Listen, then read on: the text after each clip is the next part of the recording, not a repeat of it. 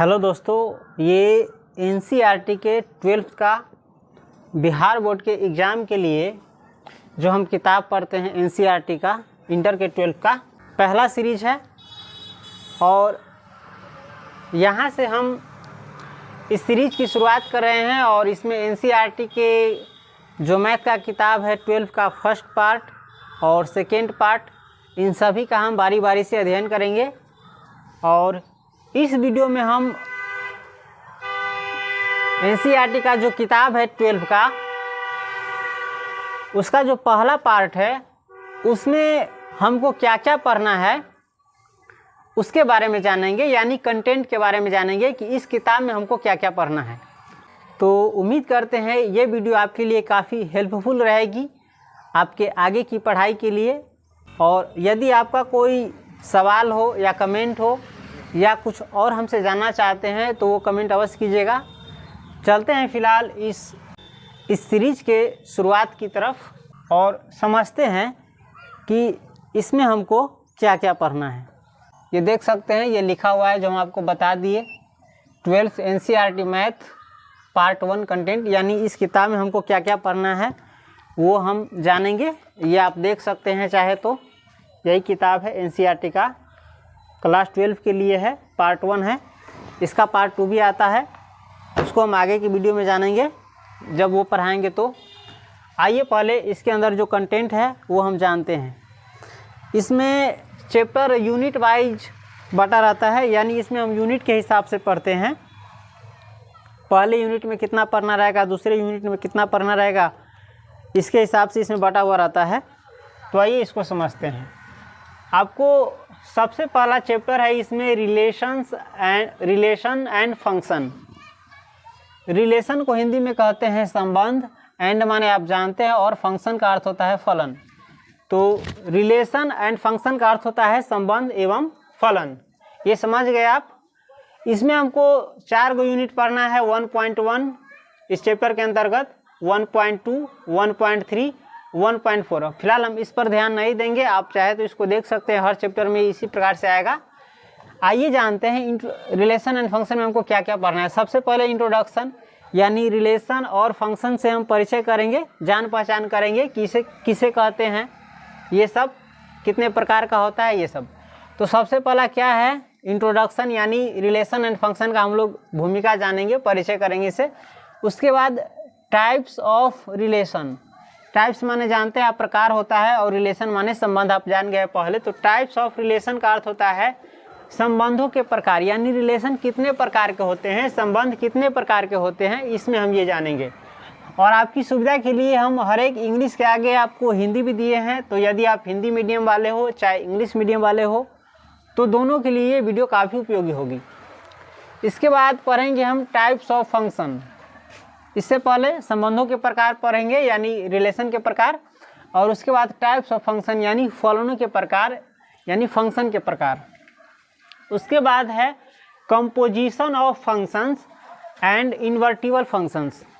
इसका अर्थ होता है फलनों का संयोजन तथा व्युत्क्रमणीय फलन। तो कंपोजिशन यानी मिलाना, किसी 2 गो सेट, 3 गो सेट इत्यादि को। तो इस प्रकार आप जान गए, पहला चैप्टर हमारा क्या था, रिलेशन एंड फंक्शन। इसी प्रकार से दूसरा चैप्टर है हमारा inverse trigonometric function. Inverse trigonometric functions को कहते हैं इंग्लिश में प्रतिलोम त्रिकोणमितीय फलन। समझ गए, यानी इसके ऊपर पावर में -1 लगा रहेगा या माइनस वाला रहेगा, इसको कहते हैं इन्वर्स, यानी उल्टा। तो इन्वर्स ट्रिगोनोमेट्रिक फंक्शन में हमको क्या क्या पढ़ना रहेगा। सबसे पहले इंट्रोडक्शन जो आप जान गए, अब इसका परिचय हम करेंगे। इसके बाद बेसिक कंसेप्ट, यानी आधारभूत संकल्पनाएं, यानी ऐसा कंसेप्ट या अवधारणा जिसके लिए प्रूफ की आवश्यकता नहीं होती है, उसे कहते हैं बेसिक कंसेप्ट्स। इसके बाद इसी प्रकार हम आगे पढ़ेंगे properties of inverse trigonometric functions, यानी प्रतिलोम त्रिकोणमितीय फलनों के गुणधर्म। यानी इन्वर्स ट्रिगोनोमेट्रिक जो होता है फंक्शन, उसके क्या गुण है वो हम इसमें जानेंगे। तो इस प्रकार आपने 2 चैप्टर देखा, रिलेशन एंड फंक्शन और इन्वर्स ट्रिगोनोमेट्रिक फंक्शंस। इसके बाद हम अगले चैप्टर में चलते हैं। तीसरा चैप्टर है मैट्रिसेस। मैट्रिसेस को हिंदी में कहते हैं आव्यूह। जिस प्रकार आपने महाभारत में चक्रव्यूह सुना होगा, उसी प्रकार से इसमें भी चक्रव्यूह जैसा ही समझिए, लेकिन ये चक्रव्यूह नहीं है, ये आव्यूह है। यानी मैट्रिसेस का अर्थ क्या होता है? आव्यूह। मैट्रिसेस माने आव्यूह। इसके अंतर्गत हमको 7 यूनिट पढ़ना है। इसमें सबसे पहला है इंट्रोडक्शन। इंट्रोडक्शन का अर्थ आप जान चुके हैं। उसके बाद है मैट्रिक्स। मैट्रिक्स को भी आप जान गए। उसके बाद टाइप्स ऑफ मैट्रिसेस, जिस प्रकार आपने टाइप्स ऑफ रिलेशन पढ़ा था, उसी प्रकार से ये है टाइप्स ऑफ मैट्रिसेस, यानी अवयवों के प्रकार, यानी मैट्रिक्स के प्रकार। उसके बाद ऑपरेशन ऑन मैट्रिसेस, यानी अवयवों पर संक्रियाएं, मैट्रिक्स पर संक्रियाएं, यानी इस पर आप जोड़ घटाव गुना भाग सीखेंगे मैट्रिक्स का। जिस प्रकार आप बच्चे में अंक का सीखते थे, अंक का नहीं, इसमें मैट्रिक्स का सीखेंगे। उसके बाद है ट्रांसपोज ऑफ ए मैट्रिक्स, यानी अवयवों का परिवर्त, इसको भी हम समझेंगे आने वाले वीडियो में। उसके बाद है symmetric and skew symmetric matrices, यानी सममित तथा विषम सममित अवयव। इसके बाद है इन्वर्टिबल मैट्रिसेस, यानी व्युत्क्रमणीय अवयव। इन्वर्टिबल माने होता है व्युत्क्रमणीय का अर्थ होता है उल्टा। जैसे 1/2 का व्युत्क्रमणीय क्या होगा? 2/1। तो उसी प्रकार से इसमें हम इन्वर्टिबल मैट्रिसेस भी पढ़ेंगे। इसके बाद अगला चैप्टर है डिटर्मिनेंट्स। डिटर्मिनेंट्स का अर्थ होता है सारणिक। सारणिक में सेम उसी प्रकार से पहले हम इसका इंट्रोडक्शन करेंगे, यानी परिचय करेंगे, भूमिका जानेंगे। उसके बाद डिटर्मिनेंट्स के बारे में पढ़ेंगे। इसके बाद है area of triangle. Area of triangle का अर्थ होता है त्रिभुज का क्षेत्रफल, यानी किसी तल में, किसी जगह में, किसी प्लेन तल में त्रिभुज कितना जगह छेदता है, उसी को कहते हैं क्षेत्रफल। उसके बाद है माइनर्स एंड कोफैक्टर्स। जैसे त्रिभुज ये आप देख रहे हैं, ये बोर्ड पर कितना जगह छेका है? इतना, तो यही हो गया इसका क्षेत्रफल। उसके बाद हम पढ़ेंगे माइनर्स एंड कोफैक्टर।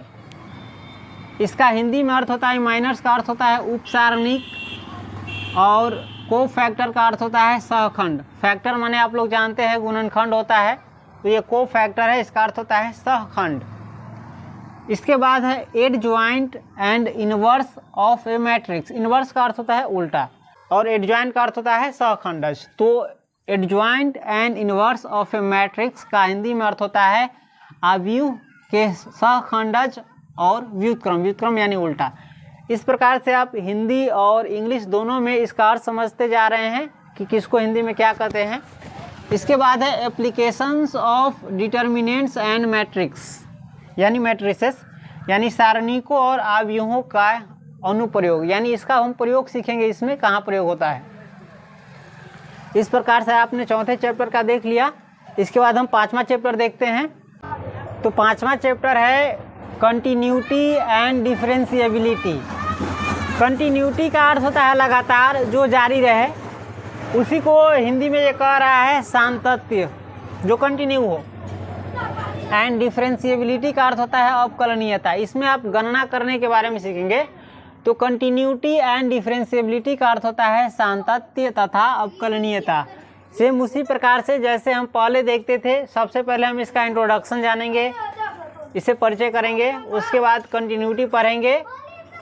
इसके बाद हम डिफरेंशिएबिलिटी पढ़ेंगे, यानी अवकलनीयता। इसके बाद एक्सपोनेंशियल एंड लॉगरिथमिक फंक्शन, हम इसमें फंक्शन के बारे में पढ़ेंगे, एक्सपोनेंशियल एंड लॉगरिथमिक फंक्शन।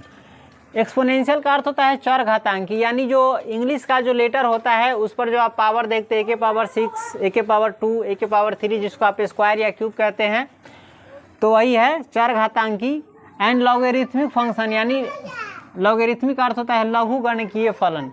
तो एक्सपोनेंशियल एंड लॉगरिथमिक फंक्शन का अर्थ होता है चरघातांकी तथा लघुगणकीय फलन। इसके बाद हम अगला पढ़ेंगे लॉगरिथमिक डिफरेंशिएशन, यानी लघुगणकीय अवकलन। उसके बाद पढ़ेंगे derivatives of functions in parametric forms, यानी फलनों के प्राचलिक रूपों का अवकलज करेंगे, इसमें जो पहले से चलता आ रहा था उसको। इसके बाद सेकेंड ऑर्डर डेरिवेटिव पढ़ेंगे। सेकेंड ऑर्डर का अर्थ होता है द्वितीय कोटि और डेरिवेटिव का अर्थ अपकलज। तो इसमें पढ़ेंगे हम द्वितीय कोटि का अपकलज यानी सेकेंड ऑर्डर डेरिवेटिव। इसके बाद हमारा 12 का जो किताब है एनसीईआरटी का पहला पार्ट, उसका अंतिम चैप्टर हम पढ़ेंगे, उसके बारे में जानेंगे। इसके बाद इसका पार्ट 2 भी आता है जो 12 का ही है, उसमें भी जो चैप्टर है उसको हम जानेंगे, लेकिन पहले इस पार्ट 1 को पूरा पढ़ने के बाद। तो आइए अब हम इसका जो अगला चैप्टर है उसको देखते हैं।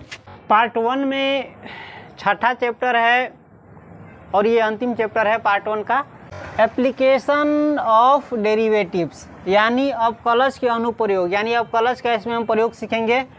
इसमें सबसे पहले हम इसका इंट्रोडक्शन करेंगे, उसके बाद rate of change of quantities ये यूनिट पढ़ेंगे।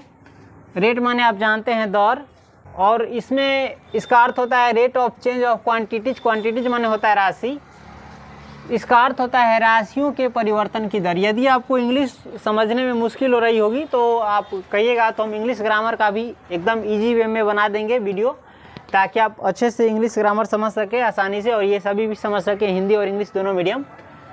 तो आइए हम इस पे आ जाते हैं। Rate of change of quantities, इसका अर्थ होता है राशियों के परिवर्तन की दर। इसके बाद है इंक्रीजिंग एंड डिक्रीजिंग फंक्शंस यानी वर्धमान और ह्रासमान फलन। इंक्रीजिंग माने होता है बढ़ता हुआ, डिक्रीजिंग माने होता है घटता हुआ।